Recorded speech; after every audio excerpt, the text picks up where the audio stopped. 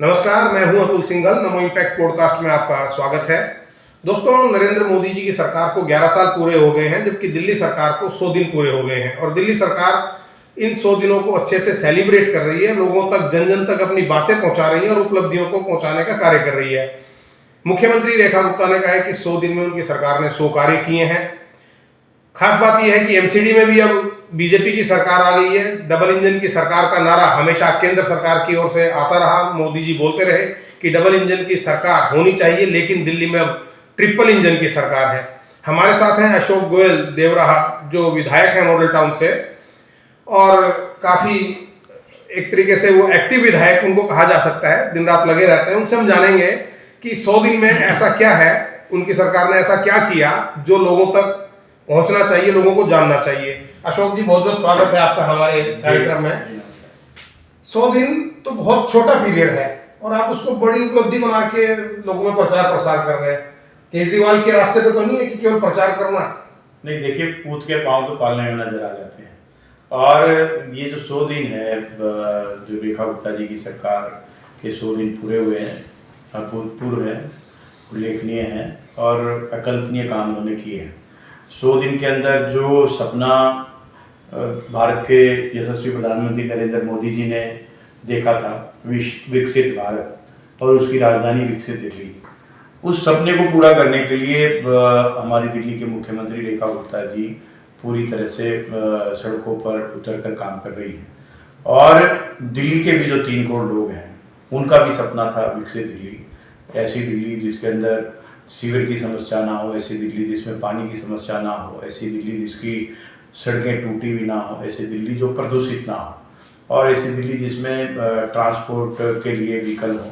तो वो उस सपने को जो दिल्ली के 3 करोड़ लोग हैं, वो भी साकार होता हुआ देख रहे हैं। 100 दिन मैं आपकी बात मानता हूँ कि बहुत कम होते हैं, लेकिन 100 दिन में जो हम कहते हैं कि बांध की नज़र आती है, आप दिल्ली की सड़कों पे देखेंगे कि काम होता हुआ नजर आएगा। सबसे बड़ी बात, जब दिल्ली की मुख्यमंत्री जी ने पहली कैबिनेट मीटिंग की, तो पहली कैबिनेट मीटिंग का पहला जो डिसीजन था उनका आयुष्मान भारत व्यय वंदन योजना, जिसमें कि दिल्ली एक ऐसी राज्य था जो कि पूरे देश में आयुष्मान भारत योजना लागू हो गई, लेकिन दिल्ली में नहीं जी। और 70 वर्ष से ऊपर के जो सीनियर सिटीजन थे, जिसमें कि कोई इकोनॉमिक क्राइटेरिया नहीं किसी भी वर्ग का हो, तो उनके लिए भी वो योजना लेकर आए। और 5 लाख रुपए नरेंद्र मोदी जी की सरकार दे रही है, लेकिन रेखा जी ने उसको और टॉप अप किया। 5 लाख रुपए रेखा गुप्ता जी की सरकार दे रही है, 10 लाख रुपए का निःशुल्क इलाज।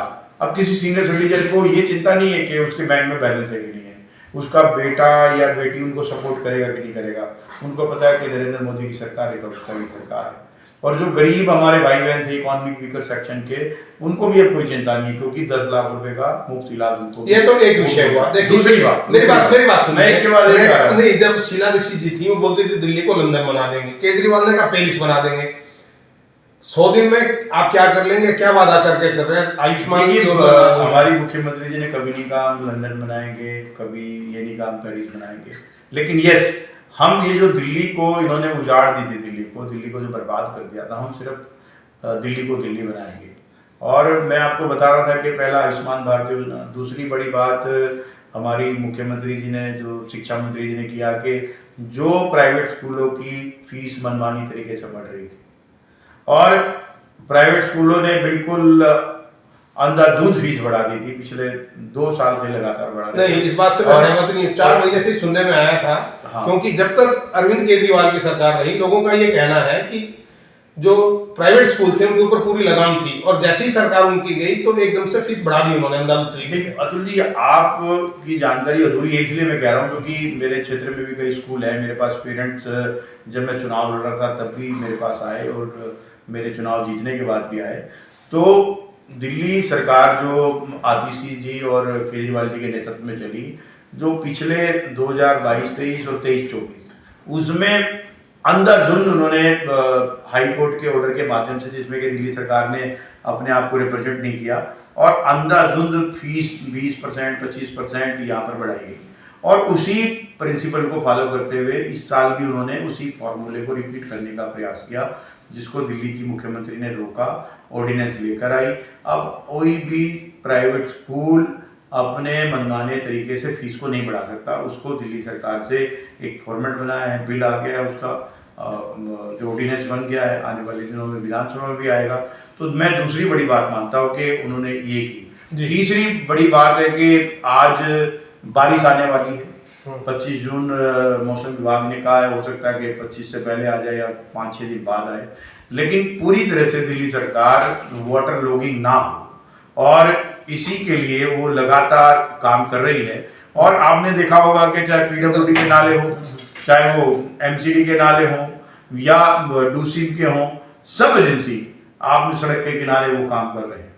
मैंने भी मॉडल टाउन विधानसभा में 17 स्थान ऐसे चिन्हित किए जहाँ पर के पानी भरता था, उनके हमने गाद निकलवाई है, नाले साफ करवाए हैं, वहाँ पर ड्रेन सिस्टम को अपग्रेड किया है। साथ ही साथ हमने वहाँ पर जो पंप लगवाए ताकि अगर बारिश हो, तेज बारिश पड़ेगा तो जाहिर है कि पानी तो भरेगा, लेकिन वो समय से निकल जाए। हाँ, 1-1.5 घंटे में निकल जाए। तो इस बार मुझे लगता है कि ये दावे के साथ मैं कह सकता हूँ कि पिछली बार से कम भरेगा और कुछ ही घंटे के लिए भरेगा, उसके बाद चला जाएगा। पिछली बार आप लोग कूद के पहम बांधने में नजर आते हैं, क्या इस बात को मान लिया जाए कि इस बार मॉडल टाउन में पानी नहीं भरेगा? क्योंकि ये लो लाइंग एरिया है। मॉडल टाउन में 77 में सुना हमने बाढ़ आई थी या 82 में आई, तब भी पानी भरा था यहाँ पे, और उसके बाद भी 10 साल पहले भी पानी भरा था। देखिए, मैं इसलिए कह रहा हूँ आपको कि 2 बार बहुत तेज बारिश आई है, एक बार तो बहुत ही तेज बारिश आई है, और मेरे को कम से कम सैकड़ों फोन इस मॉडल टाउन विधानसभा से हमारे आए, राणा प्रताप बाग से, रूपनगर से, कमला नगर, शक्ति नगर से, इवन मॉडल टाउन से भी, कि जो पानी भरता था पहले, इस बार बहुत कम भरा, और उसके बाद हम लगातार काम कर रहे हैं। तो मैं ये दावा कर सकता हूँ कि पिछली बार के कंपैरिजन में 50% से कम भरेगा पानी, और उसकी भी निकासी जल्द होगी, ये मैं दावा कर रहा हूँ। और अगर ज्यादा हुआ तो पकड़ दूंगा आपको। बिल्कुल, मैं आपको पकड़ सकते हैं, और आपका जो कैमरा इतना तेज है वो बिल्कुल साफ नजर आएगा। तो ये मैं दावे के साथ कह सकता हूँ। दूसरा, चौथा, प्रदूषण को लेकर जो रेखा गुप्ता जी की सरकार लगातार काम कर रही है।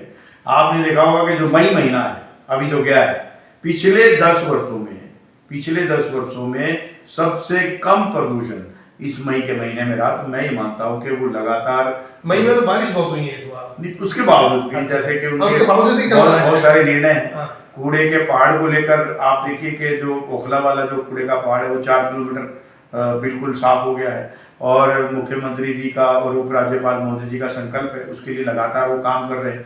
पहले भी कूड़े के पहाड़ थे, लेकिन जितना कूड़ा 11,000 टन डेली आता था और निष्पादन उसका सिर्फ 7,000 टन का होता था, 4,000 टन हर रोज ऐड होता था। लेकिन अब उसकी कैपेसिटी माननीय मुख्यमंत्री जी ने 18,000 टन, और मुझे बताया गया कि उससे भी ज़्यादा टन कर रहे हैं, जिससे कि जो डेली कूड़ा आ रहा है उसका निष्पादन तो हो ही रहा है, लेकिन साथ ही साथ जो कूड़ा खड़ा है उसका भी सफाई हो रही है। यमुना को लेकर आप देखिए कि करीब करीब जितने भी एसटीपी प्लांट थे सब बंद थे, बर्बाद थे, काम ही नहीं कर रहे थे, उनको अपग्रेड करने का काम कर रही है। उसमें से 23 एसटीपी प्लांट काम करना शुरू हो गए हैं, और 40 नए एसटीपी प्लांट लगाकर जो यमुना मैया है उसको भी ठीक करने का काम रेखा गुप्ता जी की सरकार कर रही है। दूसरा, मैं गायों को लेकर हमारे विधानसभा में बहुत बड़ी समस्याएं थी, और इसको लेकर हमने दिल्ली सरकार में माननीय मंत्री से भेंट करी, एमसीडी के कमिश्नर से हमने मंत्रालय में भेंट की, और पिछले 15 दिन से एक हमने यहाँ पर अभियान लिया है। और जो बेसहारा गायों को लोग छोड़ देते थे, जिसमें कि जो गायें दूध नहीं देती, नंबर 1, दूसरी जो गायें दूध देती थी लेकिन जो डेयरी ओनर्स थे उनको सुबह मिल्क करके फिर सड़क पर छोड़ देते थे, फिर शाम को मिल्क निकाल कर फिर छोड़ देते थे। तो ऐसे में हमारी जो गौ माता है उनको गलत खाना पड़ता था, गंदा खाना पड़ता था।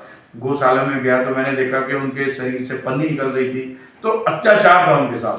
तो हमने इसके भी खिलाफ एक अभियान लिया, और आने वाले दिनों में, पिछले 15 दिनों में 125 से भी ज़्यादा गायें हम गौशाला भेज चुके हैं, और अभी लोगों को बहुत कम संख्या में गायें सड़कों पे नजर आ रही है। मुझे ये भी सूचना मिली कि हर जोन में गौशाला बना रहे हैं एमसीडी। ये तो संकल्प लिया ही है, लेकिन वो जब तक बनेगा, हम मॉडल टाउन विधानसभा के अंदर गायें बेसहारा ना हो, सड़क पर उनको ना छोड़े, इसके लिए हमने ये जो अभियान है वो लिया है। और बहुत सारी सड़कें आप देखोगे, अभी यहाँ से जाएंगे भगत सिंह चौक, आपको बिल्कुल टूटा हुआ बना हुआ मिलेगा। अग्रसेन चौक बिल्कुल टूटा हुआ बना हुआ मिलेगा। हमारे मोल टाउन 3 के जो चैम्बर्स थे वो जर्क मारते थे, वो ठीक हो गए हैं। कमला नगर में सड़कें बन रही है। तिरकोलिया गेट के अंदर जो गाड़ियों में जर्क लगता था वो कम हो गया है। ये बताइए अशोक जी, तो आपके विधानसभा क्षेत्र का मामला है, ट्रिपल इंजन की सरकार है, एमसीडी से लोग हमेशा से परेशान रहे हैं। क्या आप लोगों को मतलब उम्मीद करनी चाहिए आपसे, क्योंकि आपने जो 2-4 बातें की, जिसमें कूड़े के पहाड़ की बात की, सफाई की बात की, गौशाला की, बहुत सारे काम ऐसे जो एमसीडी के पास है। तालमेल का हमेशा अभाव रहा है। भ्रष्टाचार के मामले में एमसीडी को लोग नंबर 1 देते हैं। कैसे इन सबसे राहत मिलेगी, क्या वादा करेंगे आप? देखिए, पहले जो सरकार थी उसका उद्देश्य टीआरपी बटोरना था और उन्होंने समन्वय नहीं बनाया, आपस में झगड़ा करना उनका उद्देश्य था, क्योंकि विकास उनका उद्देश्य नहीं था।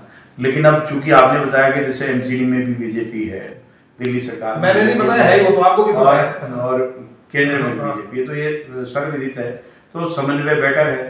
केंद्र सरकार ने पहले भी मदद करनी चाहिए थी, लेकिन मैं NHAI ने सड़क निर्माण में 1 लाख करोड़ रुपए पिछले 12 साल में दिल्ली में लगाया है। और अभी माननीय मुख्यमंत्री जी की भेंट हुई माननीय नितिन गडकरी जी से, जो कि हमारे सड़क परिवहन के मंत्री हैं। उन्होंने दिल्ली को 24,000 करोड़ के नए प्रोजेक्ट दिए, जिसमें कि नेल्सन मंडेला से लेकर शिव मूर्ति तक एक टनल है, और इधर हमारी अलीपुर से लेकर इधर पंजाबी बाग तक टनल है, और एक आईने की तरफ जो टनल है, 3 बड़ी बड़ी टनल है, और 24,000 करोड़ रुपए। देखिए, आप जब केंद्र के साथ समन्वय करेंगे, सिविक बॉडी से समन्वय करेंगे, तो निश्चित रूप से व्यवस्थाएं अच्छी होगी। और एमसीडी को भी माननीय मुख्यमंत्री जी ने 870 करोड़ रुपया दिया है, और सभी जो काउंसलर हैं उनको भी 1-1 करोड़ रुपया वो दे रहे हैं, जिससे कि अपने क्षेत्र में विकास हो सके। MLA अपने फंड से भी कर रहे हैं, दिल्ली सरकार भी काम कर रही है।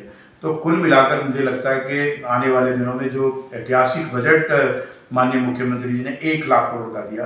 पहले जो बजट थे माननीय शीला दीक्षित जी के समय 25-30 हज़ार करोड़ के होते थे, जो अभी 60,000 करोड़ रुपए तक के बजट हुए। लेकिन अब सीधे ही एक क्वांटम जंप 1 लाख करोड़ रुपए का बजट है, जिसमें कि निश्चित रूप से दिल्ली का समग्र विकास होगा, चाहे वो शिक्षा का क्षेत्र हो,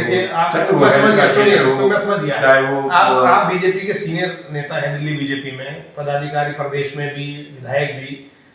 आप लोगों से क्या वादा कर सकते हैं मुख्यमंत्री के बिहाफ पर या बीजेपी के बिहाफ पर कि अगले 4-5 साल में सरकार कैसी चलेगी, लोगों को कितनी राहत मिलेगी या क्या देखने को मिलेगा, क्या वादा आप करेंगे? देखिए, मैं सिर्फ इतना कह सकता हूँ कि नरेंद्र मोदी जी के मार्गदर्शन में जो रेखा गुप्ता जी की सरकार दिल्ली में चल रही है, मैं ये दावा कर सकता हूँ कि जो अगले 5 सालों के अंदर दिल्ली के अंदर जो बुनियादी सुविधाओं का अभाव है, ये बड़े शर्मनाक बात है कि आज के जो पिछला जो चुनाव हुआ है, अभी टूटी हुई सड़कें, सीवर, पानी, प्रदूषण, ऐसी बेसिक सुविधाओं के अभाव को लेकर ये चुनाव लड़ा गया, और पिछली सरकार 12 साल में पूरी तरह से निपट रही।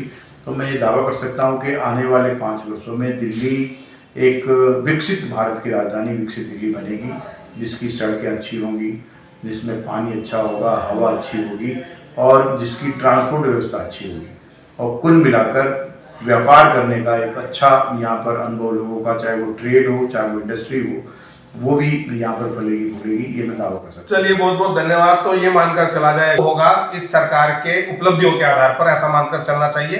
बहरहाल नमो इम्पैक्ट में इतना ही। नमस्कार।